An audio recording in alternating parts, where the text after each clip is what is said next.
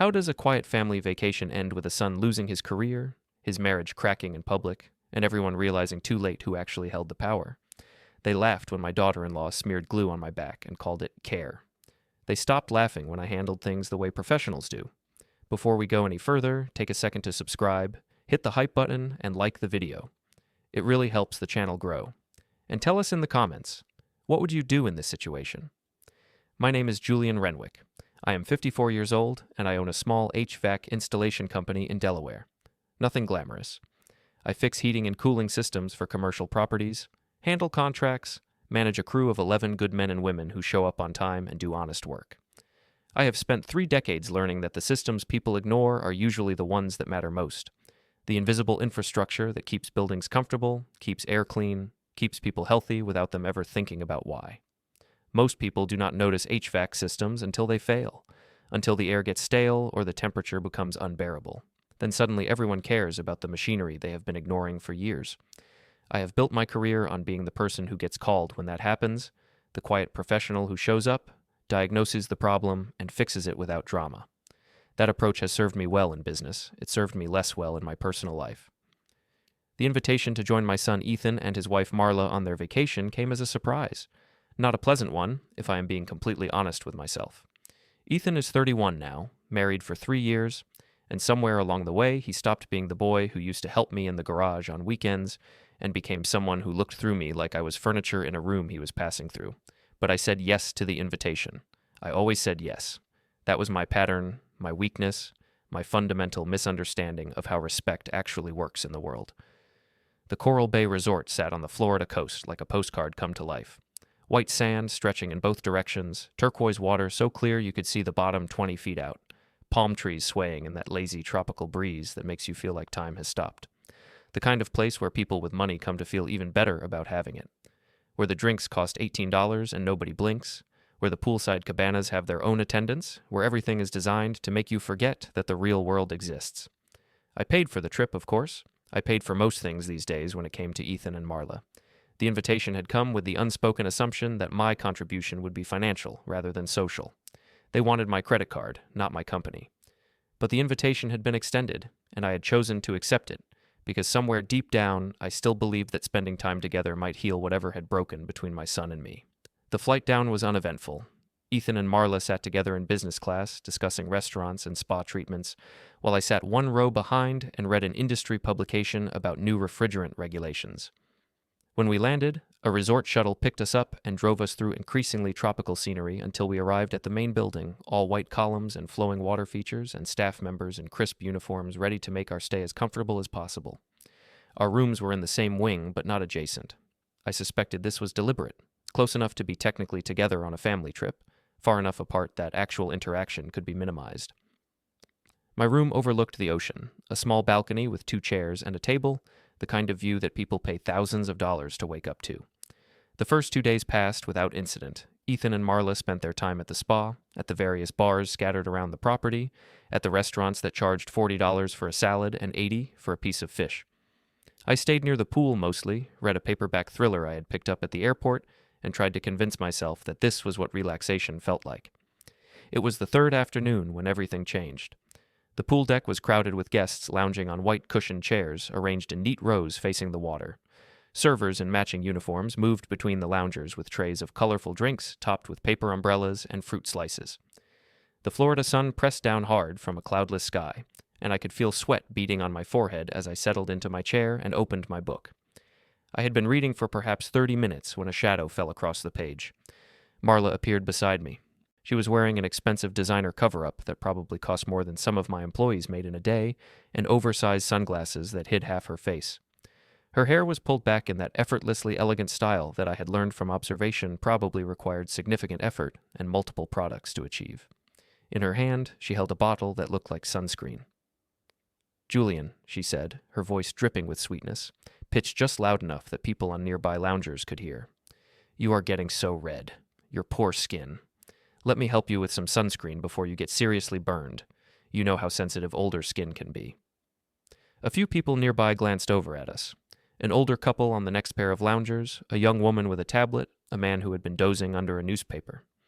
Marla had a way of projecting her voice, of making sure others could witness her kindness, her concern for her poor aging father-in-law who apparently could not be trusted to manage his own sun protection. "I am fine," I said, marking my place in the book. "Really, I put sunscreen on this morning." "Nonsense, that was hours ago. Your back is practically glowing. Ethan, come here. Come hold this towel. I do not want your father getting any more sunburned than he already is."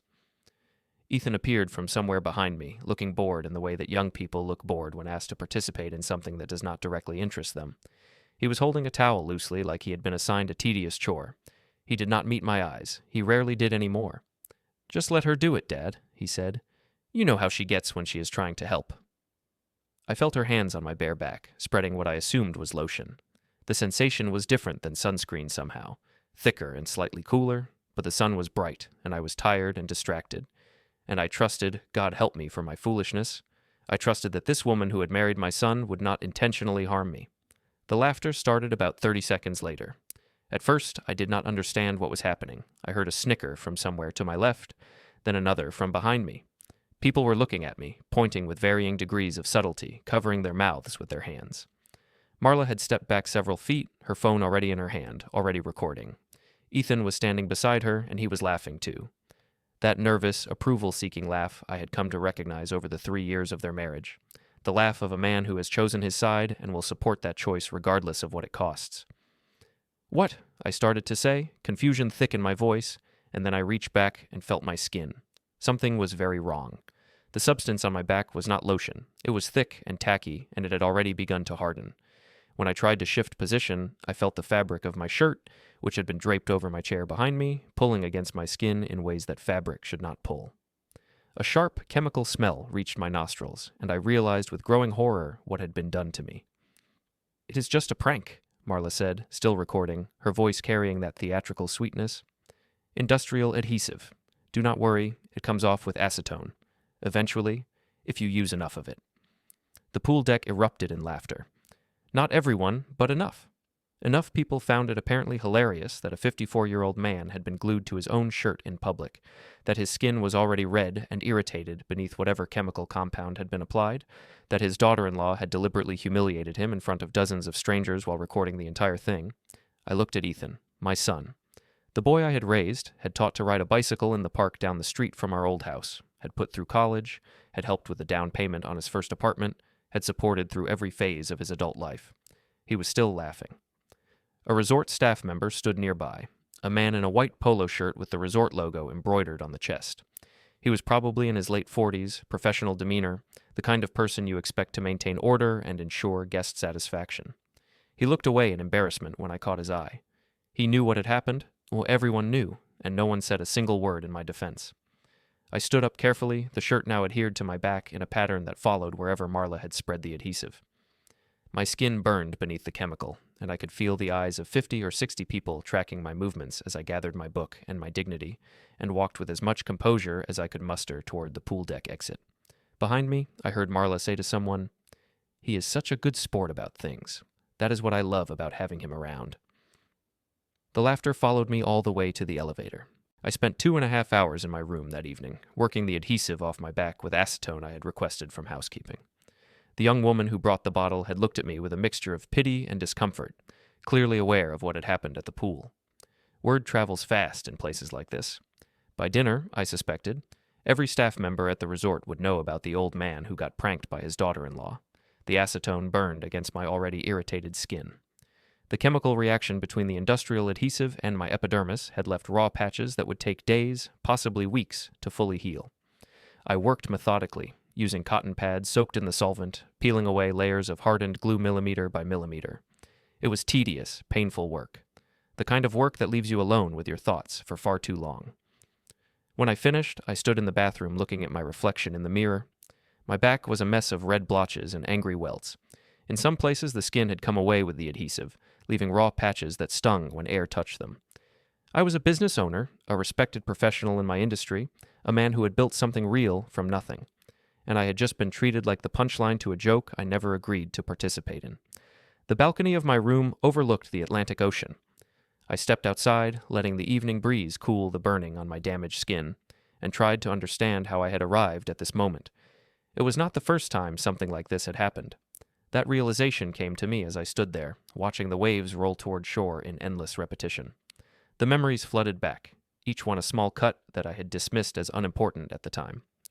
There was the Thanksgiving 2 years ago when Marla had commented loudly in front of the entire table of guests about how my traditional stuffing recipe was very working class, you know, the kind of food people eat when they cannot afford better ingredients. She had smiled when she said it, that smile she always wore when delivering her cruelties, and Ethan had immediately changed the subject, and I had told myself that she probably did not mean anything negative by the observation. There was the birthday dinner the following spring, my 53rd, where she had accidentally spilled an entire glass of red wine on my white dress shirt, and then spent the next 15 minutes loudly apologizing, making absolutely certain that every other guest at the restaurant knew about my ruined clothing and my inability to dress appropriately for spill-prone environments. There was the time she had referred to my company as that little repair shop Julian runs in front of a group of her friends who all worked in finance or marketing or other fields where people wore suits and sat in climate-controlled offices. They had smiled politely at her description while I sat there with my hands clasped in my lap, saying nothing, accepting the diminishment, because I did not want to cause conflict. And always, always, there was Ethan beside her during these moments, not defending me, not correcting her mischaracterizations, not even acknowledging that what she said might be hurtful to his own father. Just standing there with that thin, desperate smile of a man who had chosen his alliance a long time ago and would not reconsider no matter what it cost. I had paid for their wedding, $42,000, when everything was totaled, the venue, the catering, the flowers, the photographer, the dress, the honeymoon. They had not asked for help, they had assumed it, and I had provided because that is what fathers do. I had helped with the down payment on their house, $60,000 transferred to an escrow account so that my son could live in a neighborhood that matched his wife's expectations. I had given Ethan a job at my company when he graduated from college, a position with a real salary and real responsibilities, a chance to learn a trade that could support him for life. And when he had quit after 6 months because the work was too physical and not really aligned with his personal brand, I had wished him well and meant it. I had done everything a father is supposed to do. More than everything. I had anticipated needs before they were expressed, had solved problems before they became crises, had provided a foundation of financial and emotional support that most people could only dream of receiving. And in return, I had been treated as a source of funds and a target for entertainment. The next morning arrived with Florida sunshine and the smell of salt air drifting through my open balcony door. I dressed carefully in loose-fitting clothes that would not irritate my back and went down to the beachside cafe to get some breakfast and perhaps some coffee that might improve my mood. I had just ordered and settled into a corner table when I heard voices that froze me in place. Marla's voice carried across the cafe with theatrical precision. She was sitting at a table about 20 feet away, surrounded by a group of women I did not recognize. Fellow resort guests, apparently, new friends she had made in the way that people like Marla make friends everywhere they go, and she was telling a story that I recognized immediately. "You should have seen his face," she was saying, her hands moving in animated gestures that demonstrated the scene. He just sat there like a confused turtle, touching his back, trying to figure out what had happened. Complete bewilderment. And my husband, God bless him, he could not stop laughing. None of us could. I told Ethan afterward, we should really do something like this every vacation. Keep the old man on his toes. Make sure he knows his place, you know? The women at her table laughed appreciatively. One of them said something I could not quite make out, and Marla leaned in with conspiratorial glee to respond. I know, but honestly, what else can you do? He insists on coming along on these trips even though nobody really wants him there. He just invites himself and then sits around being boring and old. At least this way we got some entertainment value out of the situation. Nobody really wants him there. I sat with my coffee growing cold in front of me and listened to my daughter-in-law explain to complete strangers that my presence in my own son's life was an unwanted imposition. I listened to her describe my pain and humiliation as entertainment value. I watched her lean in even closer to her new friends and add in a stage whisper that was perfectly audible across the cafe. Honestly, between you and me, he should be grateful anyone still includes him at all. Most fathers-in-law get cut out completely. We let him tag along, and all we ask is that he takes a joke once in a while. Is that really so much to ask? Something shifted in me at that exact moment. It was not anger, not in the explosive sense. It was something colder and more focused. It was the realization that I had been operating for years under a fundamental misunderstanding of the situation. I had believed, truly believed, that if I was kind enough, patient enough, generous enough with my time and money and forgiveness, I would eventually be treated with the respect I deserved. That if I absorbed enough small cruelties without complaint, the cruelties would eventually stop because my tormentors would recognize that they were hurting someone who loved them. But that was not how any of this worked. The cruelties would never stop. They would only escalate, becoming more public and more damaging until someone forced them to stop through means other than patience and forgiveness. That afternoon, after the incident at the cafe, I walked through the resort property alone. My back still burned beneath my loose shirt, and I found myself welcoming the discomfort. It kept me focused, kept me present in the moment instead of drifting back into the accommodating, forgiving mindset that had allowed this situation to develop in the first place.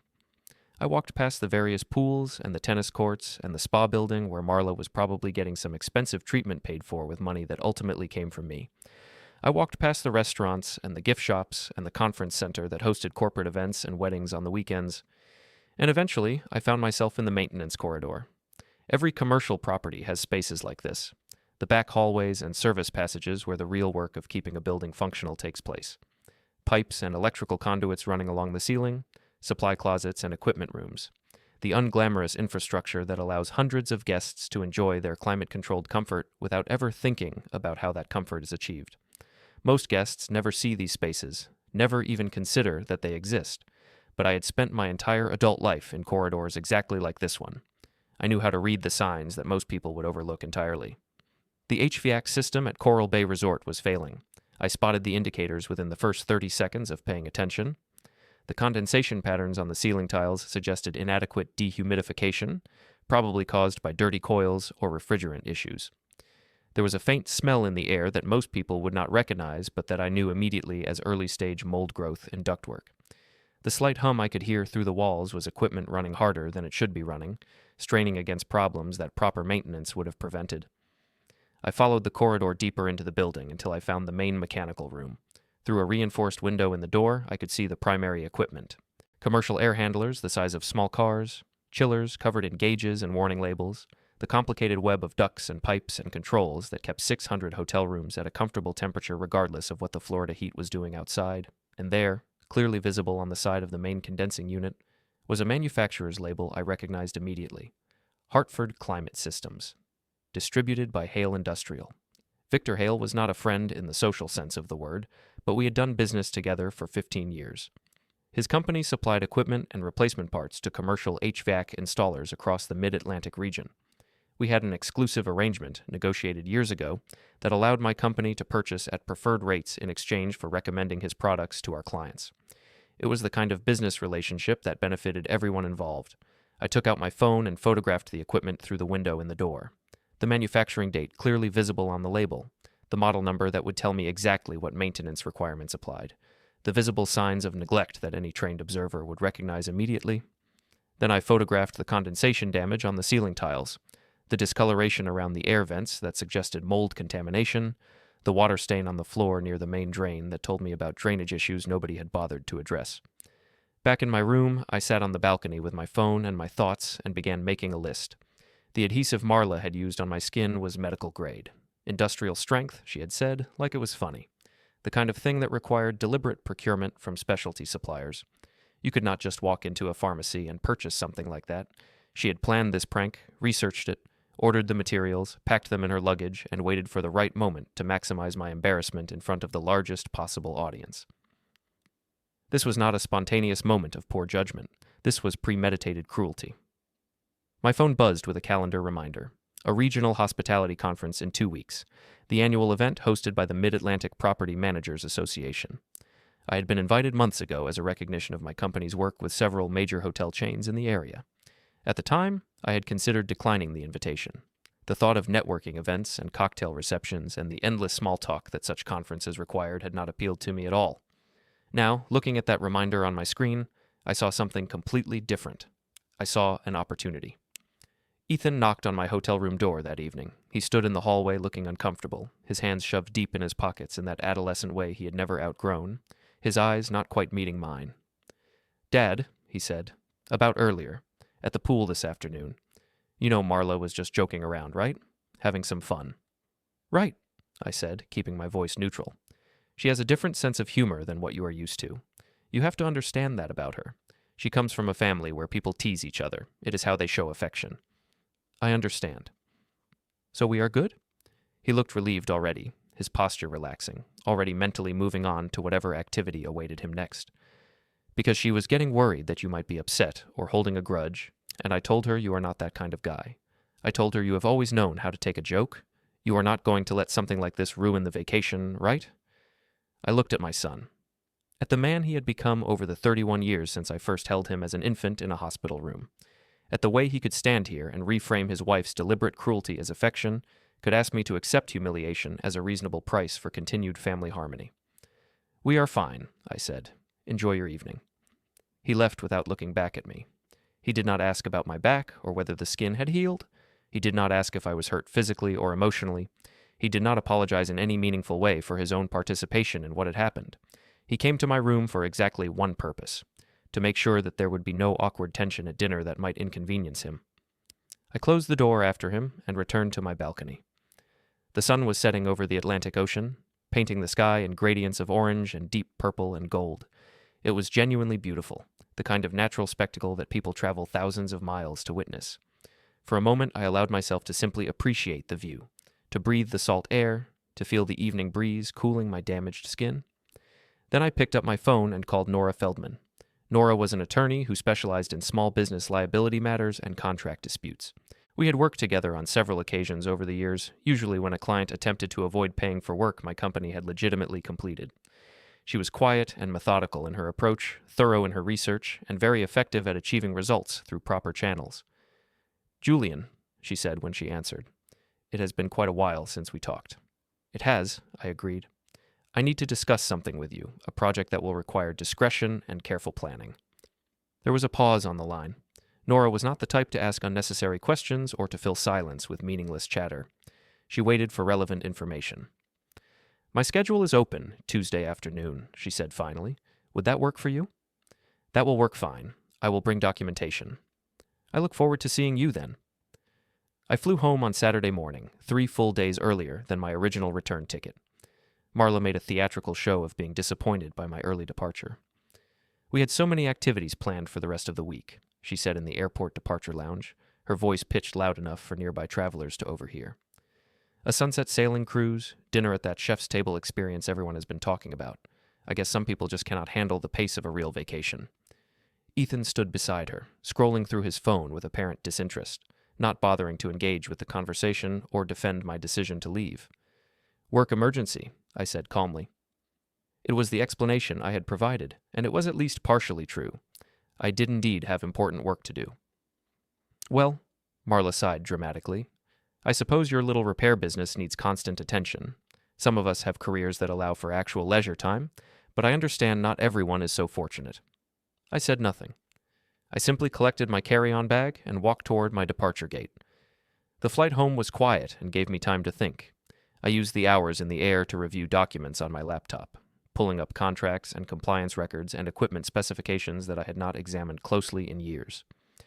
By the time we touched down in Delaware, I had developed a comprehensive understanding of the leverage I possessed without ever having realized it.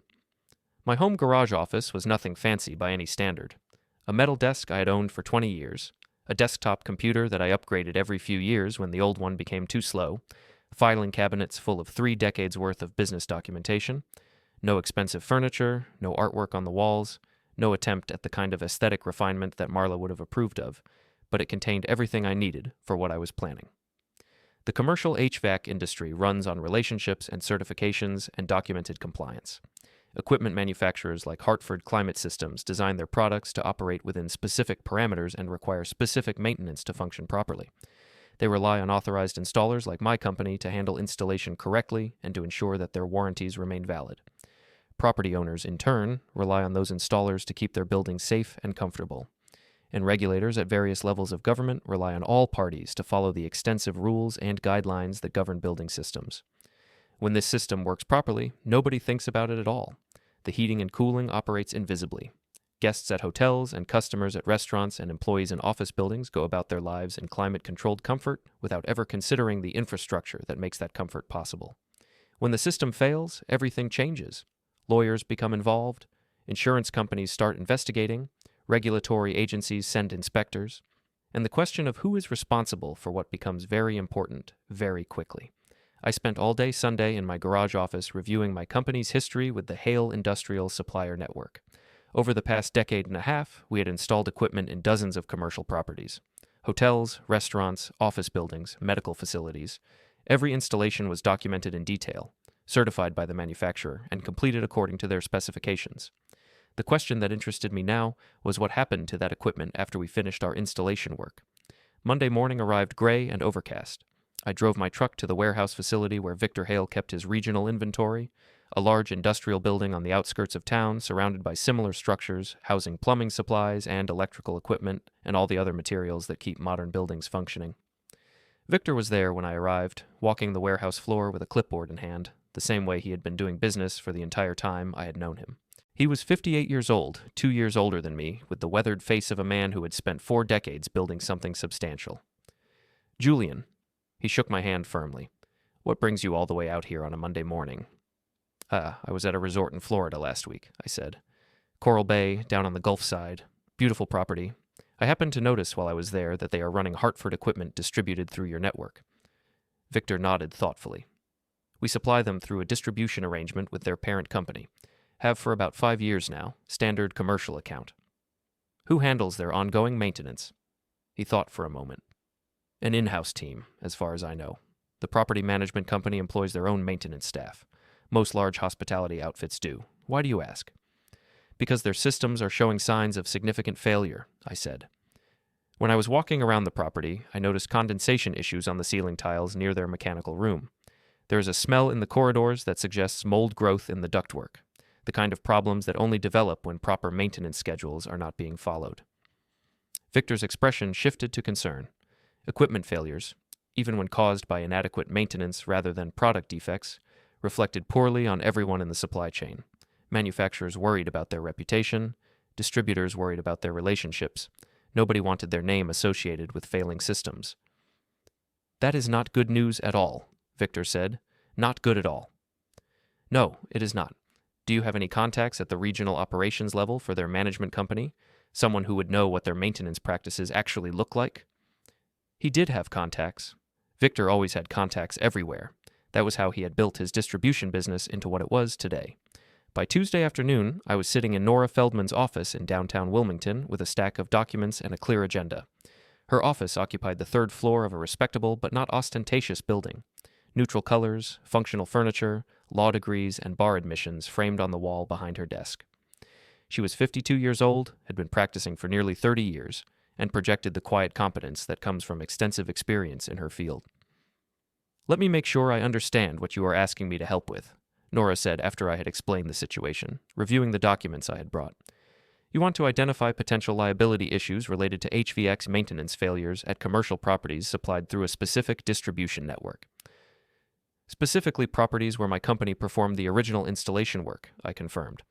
"I want to understand who becomes responsible when the property owner fails to maintain systems according to manufacturer specifications."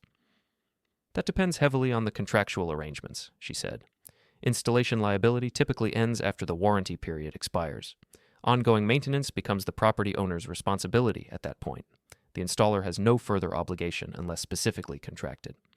And when property owners fail to maintain properly, when they ignore manufacturer requirements and allow systems to deteriorate, then warranties become void, insurance claims become complicated, certifications can be revoked by regulatory agencies.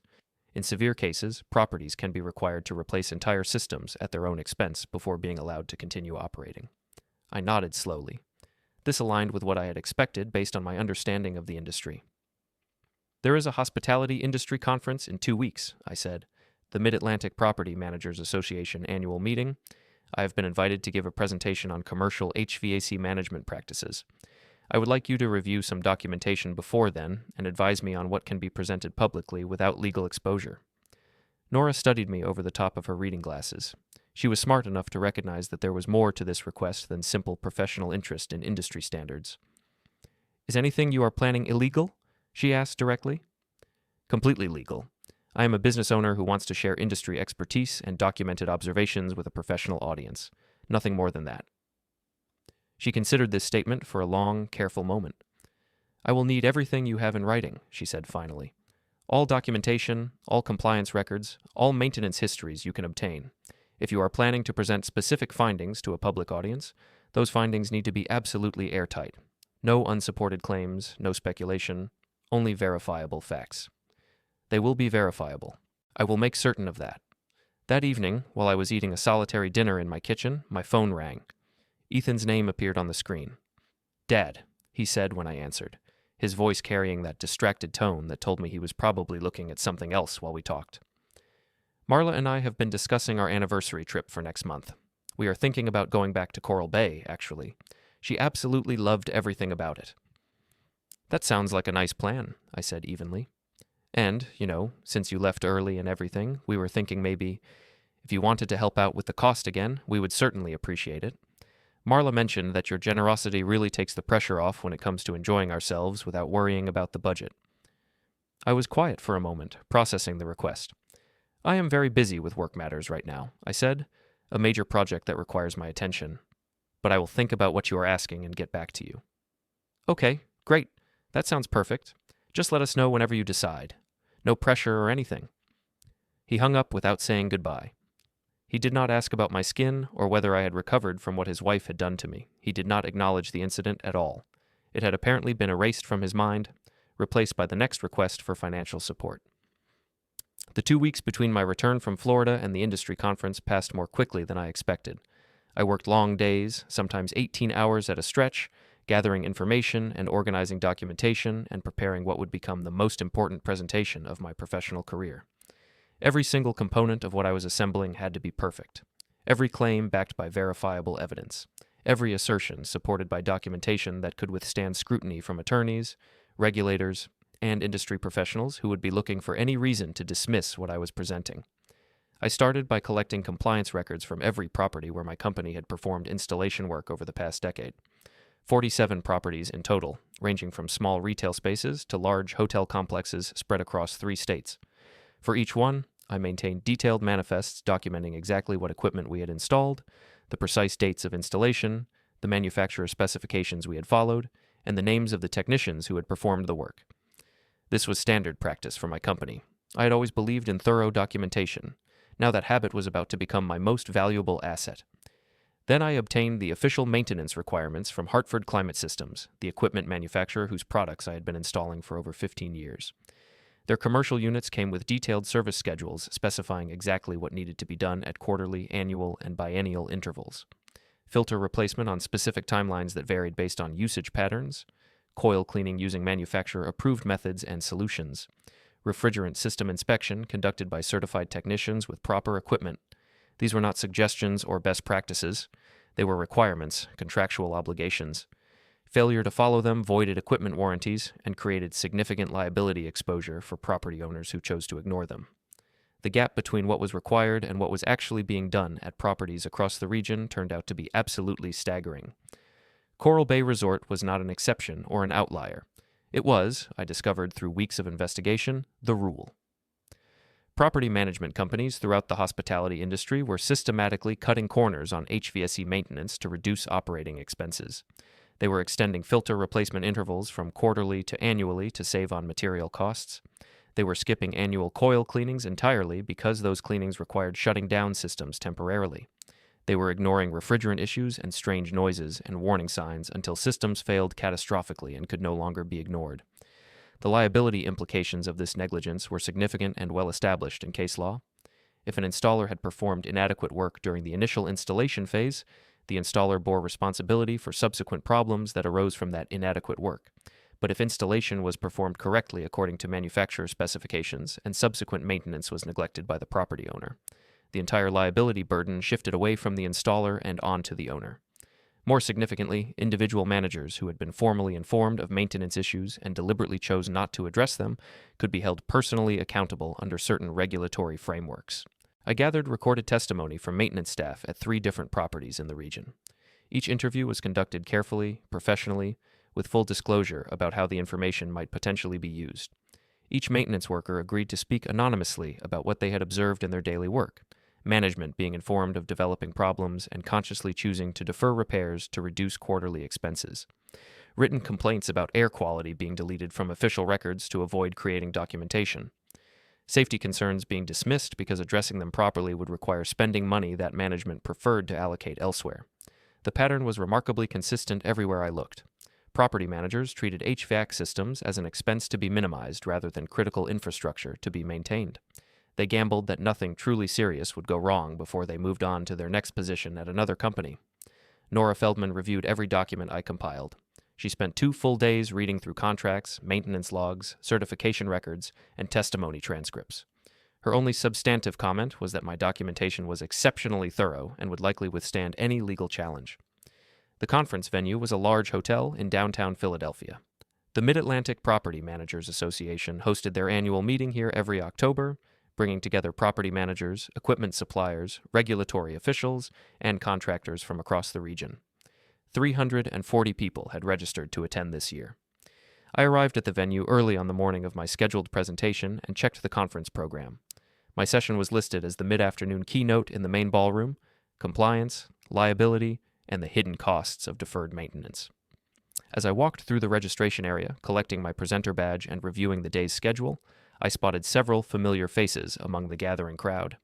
Caleb Porter was there, the operations manager from Coral Bay Resort, who had stood by the pool and looked away in embarrassment when I caught his eye after Marla's attack. He was attending the conference as a representative of Coral Bay's parent company, Horizon Property Partners, probably expecting to network with potential clients and suppliers. He did not recognize me at first when our paths nearly crossed near the coffee station. I was wearing a professional suit now, not swim trunks, and carrying myself with the quiet confidence of someone who belongs exactly where he is. Marla was there too. I spotted her across the registration area, standing with Ethan near a display of sponsor materials, laughing about something on her phone screen. They had come to the conference as guests, registered under my son's name. The event included cocktail receptions and networking dinners and all the social opportunities that Marla loved, a chance to mingle with people she considered important. They did not notice me watching them. I made absolutely certain of that. The conference hall held 500 seats, arranged in neat rows facing a raised stage with a podium and large projection screens. By the time my presentation slot arrived in the mid-afternoon, 312 of those seats were filled. HVAC executives from major manufacturers occupied the front rows, taking notes and occasionally conferring with colleagues. Regulators from the State Building Inspection Bureau had their own reserved section near the side aisle. Property management representatives filled the middle sections, many of them checking emails on their phones while waiting for the presentation to begin. I was introduced by the conference moderator, a pleasant woman in her 60s who had been running these events for over a decade, as Julian Renwick, owner and founder of Renwick HVAC Solutions, with over 30 years of experience in commercial climate control systems. Polite, professional applause. I walked to the podium, arranged my notes, and adjusted the microphone to the proper height. "Thank you for having me here today," I said, my voice steady and clear through the conference hall speakers. "I am going to discuss something that our industry does not address often enough. I am going to talk about what happens when the systems we install are not properly maintained by the people responsible for that maintenance. And I am going to talk about who becomes legally and professionally responsible when things eventually go wrong." The first slides of my presentation appeared on the large screen behind me: equipment specifications, installation dates, certification requirements from manufacturers, the technical foundation of everything that would follow. I had spent 2 intensive weeks preparing this presentation, refining every slide, checking every claim, ensuring that nothing I said could be dismissed as speculation or exaggeration. Every slide was documented with sources. Every claim was supported by verifiable evidence that anyone in the audience could check independently. Every liability chain was clearly traced through contracts and regulations and case law. But before I began the formal technical analysis, I paused and looked out at the audience. Some of you might recognize me from a video that circulated on social media a few weeks ago, a video filmed at a Florida resort where I was a guest during what was supposed to be a relaxing family vacation. The room went noticeably quiet. I could feel the shift in attention as people looked up from their phones and focused on the stage. In that video, a woman smeared industrial adhesive on my back while pretending to apply sunscreen. She recorded my confusion and pain and distributed the recording to entertain strangers on the internet. Some of you in this room may have seen that video. Some of you may have laughed at it. I let the silence hold for a moment, watching faces in the audience. What most viewers of that video did not realize is that I am an HVAC professional with over 3 decades of experience in this industry. And while I was at that resort, recovering from the chemical burns caused by what was done to me, I had plenty of time to walk the corridors and observe my surroundings closely, And I noticed something significant. I noticed that their climate control systems were showing clear signs of failure. Phones appeared throughout the audience as people began recording. Good. I wanted every word documented. I wanted this presentation to exist in permanent form across hundreds of devices. The Coral Bay Resort, I continued, advancing to the first evidence slides, is served by commercial equipment manufactured by Hartford Climate Systems and distributed through the Hale Industrial Supply Network. My own company performed installation work at 17 properties supplied through the same distribution arrangement over the past decade. I know this equipment intimately. I know exactly what it requires to function properly. Technical specifications filled the screen. Model numbers, installation dates, manufacturer maintenance requirements listed in precise detail. Hartford equipment carries a 5-year warranty on major components, contingent on strict adherence to manufacturer maintenance schedules. These schedules require quarterly filter replacement using approved materials, annual coil cleaning using specified methods and solutions, and biennial refrigerant system inspection conducted by certified technicians with calibrated equipment. These are not optional recommendations or best practices. They are contractual requirements. Failure to comply voids the equipment warranty entirely and creates significant liability exposure for the property owner.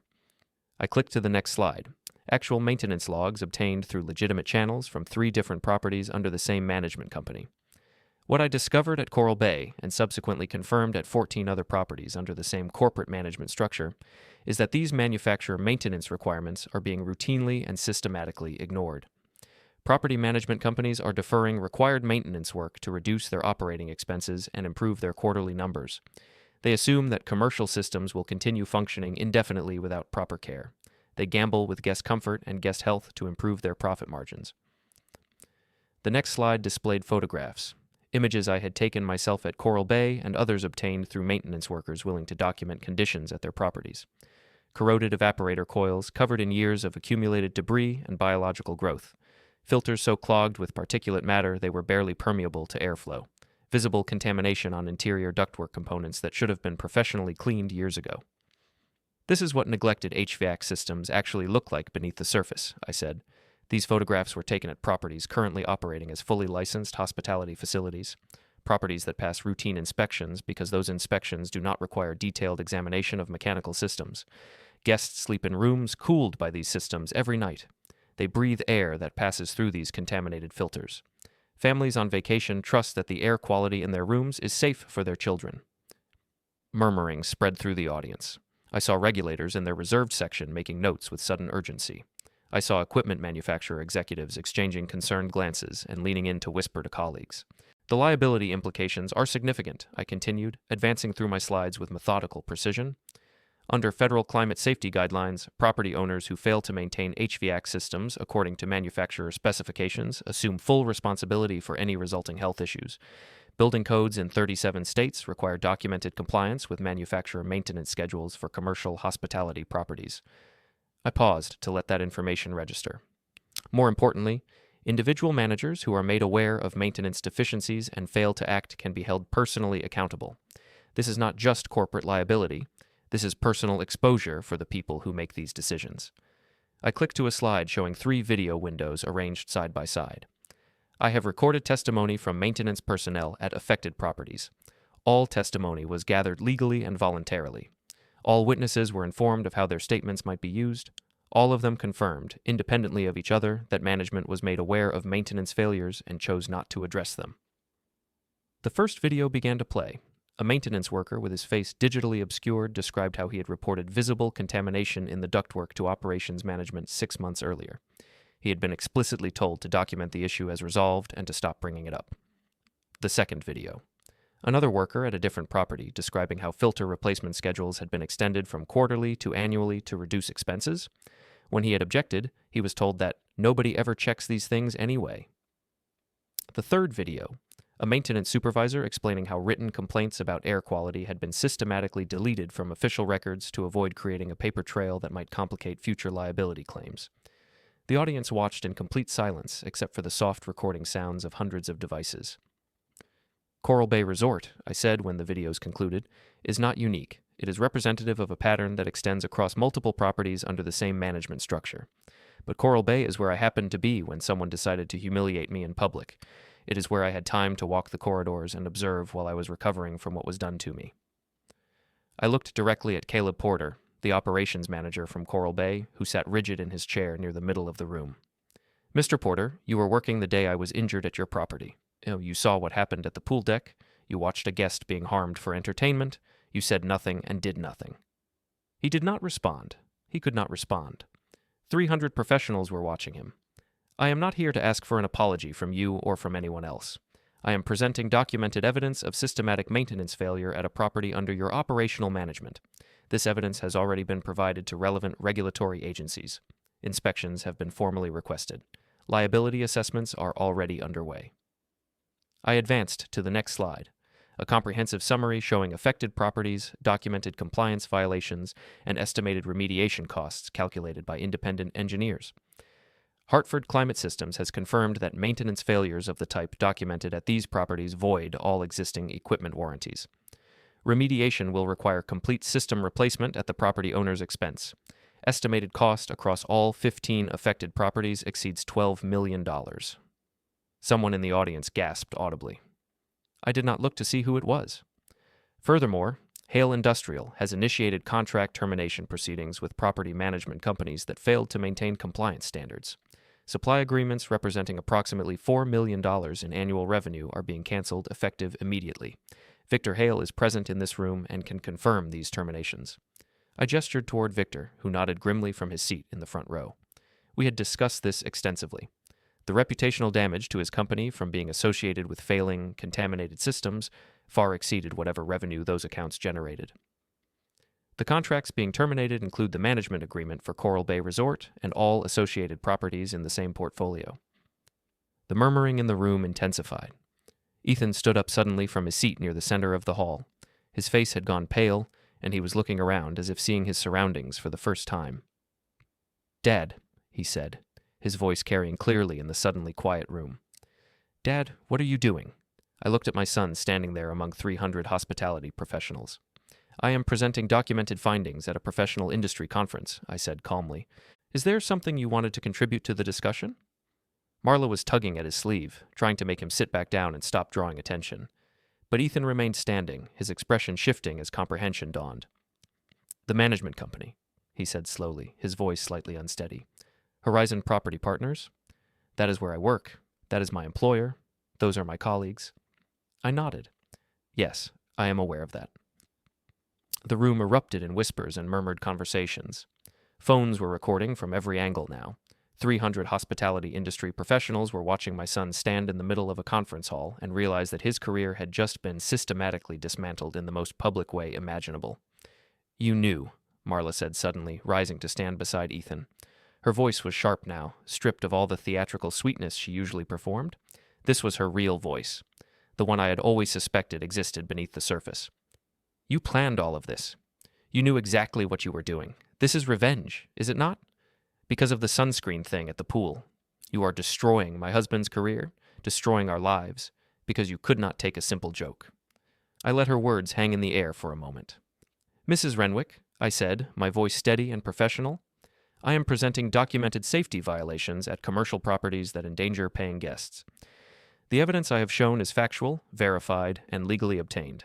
The fact that your husband happens to be employed by the company responsible for these violations is a professional and regulatory matter, not a personal one. That is not true, and you know it. This is personal. This is all personal. You have been planning this since Florida. The evidence speaks for itself. Every photograph, every testimony, every compliance record was gathered through legitimate means and verified by licensed professionals. If you believe anything I have presented today is inaccurate, you are welcome to consult with an attorney and challenge it through appropriate channels." Someone in the audience laughed. It was not a kind laugh. Marla's face flushed red. I watched her realize, perhaps for the first time in her adult life, what it felt like to be laughed at by strangers. What it felt like to stand in front of a room full of people who were not impressed by her performance, not fooled by her practiced charm. "You cannot just do this," she said, her voice rising. "You cannot just destroy everything we have built because your feelings got hurt. This is not fair. This is not how things are supposed to work." "The presentation continues," I said. "You are welcome to leave if you prefer not to hear the rest." She looked around the room at the hundreds of faces watching her, at the phones still recording, at the professional detachment in every expression around her. These were not her friends, not people she could charm or manipulate. These were industry professionals witnessing a documented case of corporate negligence, and she was standing in the middle of it, making herself look worse with every word. For the first time in all the years I had known her, Marla had absolutely nothing to say. Ethan took her arm and guided her toward the exit. They walked down the center aisle together, past rows of seated professionals who would remember this moment for the rest of their careers. At the door, Ethan turned back to face me one final time. "Why?" he asked, his voice barely carrying across the silent room. "Why would you do this to your own son?" I looked at him standing there in the doorway. The boy I had raised. The man who had laughed while his wife burned my skin with industrial adhesive. "You laughed," I said simply. "When she hurt me, you laughed. You have been laughing at me for years. Every time she made me the target, every time she diminished what I built, every time she used my generosity as permission for cruelty. And I realized something important while I was healing alone in that hotel room." I shook my head slowly. Respect is not given. It is enforced. They left. The door closed behind them. I turned back to the room full of recording phones and watching faces. "Now," I said, "let me complete the technical portion of this presentation." And I smiled.